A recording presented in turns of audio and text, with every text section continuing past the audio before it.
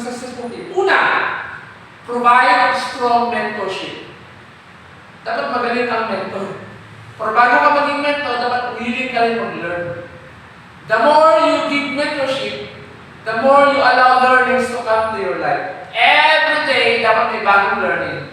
Kaya basa ng libro na about success, no? So, manood ng mga videos sa YouTube about success. Basta all about success. Huwag kang manood ng mga balita na masasama o yung mga information na hindi maganda sa mindset. Dapat ang mindset natin mapuno ng mga paraan paano maging successful. Actually, yun ang pinapanood ko palagi sa internet. Okay? So, provide strong mentorship, then focus on personal development. Kasi pag hindi tayo na-focus on personal development dito, wala. Pera lang. Pag ang focus sa isang taon nag-join sa network marketing para pera, mawawala na yan sa dulo. Hindi yan magtatagal. Bibili ng maraming accounts para lang magkapera, hindi ka rin titigil ka sa dulo. Dapat, ang gagawin, kung bumili ka naman ng cash, okay naman yan, pero dapat marami kang tutulungan. Ang focus mo talaga makatulong sa ibang tao para gumanda ang buhay. Kaya hindi madali dito. Kaya naging successful sa network marketing, 1% lang. Kasi yung 1% lang nag-isip na makatulong sa kapwa. Na alam niya, yayaman siya pag marami siyang napayaman. O diba?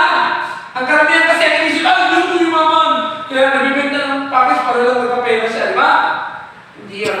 Mawawala yan sa dulo. At dapat naka-base tayo sa products.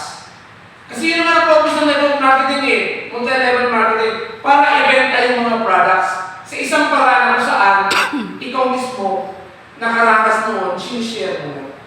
Kaya hindi mo kailangan ng hard selling. Nakumbinsihin mag-join ka, hindi. Maganda itong products na ito. Baka gusto mong gumamit ng products na ito kasi baka matulungan ang kalusugan mo. O, di ba? Ganon. Then, pag marami na share noon, yun ang notification. Yung sinabi ko kami. Then, foster collaboration and shared vision. Nakakaisa tayo sa vision natin. Then, set clear goals and plans. Dapat klaro yung plans. Ituturuan ka naman dito sa goal setting at saka paano mag-develop yung sa sarili mo na maging model ka sa concept ng law of attraction. Then, be a positive role model. Embrace diversity. Dapat sanay ka dito sa iba't ibang sistema. Mga techniques, depende sa kausap mo. Keep reading and show gratitude. Dapat palagi tayo dito very thankful sa lahat ng nangyayari, good or bad na yan. Hanapin mo agad ang solusyon. Pag may masamang pangyayari sa sitwasyon, ano ba yung lesson sa akin? Okay? Hanapin mo agad para matuto palagi. Palagi may self-improvement. Then, stay committed, stay consistent, stay persistent. Dapat tuloy-tuloy lang dito. Kasi makakaranas talaga tayo dito ng mga rejections, di ba? Kasi maraming tao na hindi talaga alam ang ganito kaya mag-reject sila. Maraming matatalino. Hindi na alam ang ganito kasi hindi naman tuturo sa formal school Kaya mag-reject sila. Akala tama yung iniisip nila. Pero ang buhay ng financial nila, hindi naman maganda. Kaya nga gusto natin ipaalam sa kanila, di ba? Pero sila yung willing matuto, maghahapon daw ng learn. Ako actually, nung join ako dito, ang ginamit ko, kasi gusto ko talaga kumita ng maraming pera para mas marami akong tulungan. Kasi pag kulang ka sa pera, kaya gusto mo pang tulungan, tutulong mo. Advice, kulang yung advice. Mas maganda mas may tulong ka talaga gamit ang pera mo. Kasi money is a tool. Tool yung pera, kaya huwag ka mag-focus sa money, gamitin mo lang ang money para mas marami kang tulungan.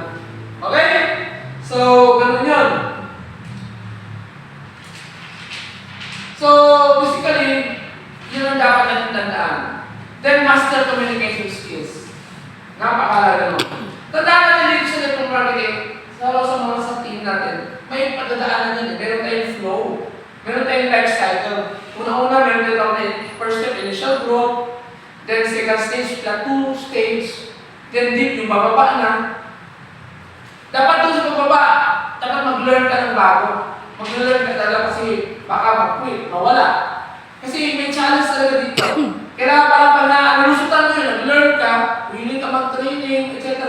Then long-term growth na yun. Tuloy-tuloy. Okay? Kailangan mag-learn ka, aralin mo talaga ang negosyo. Or else, kahit marami ka pang accounts, marami kang binili, hindi ka pa rin yayaman dito. Okay? Kailangan self-improvement muna. Then establish a successful team. Pag wala yun, wala. Ang yaman natin dito nakasalalay sa pagtulong natin sa mga downlines na yun. Okay? Okay, so we learn from our mistakes. So, napakalaga dito ang leadership. Kaya pag-usapan natin yan sa susunod ng video.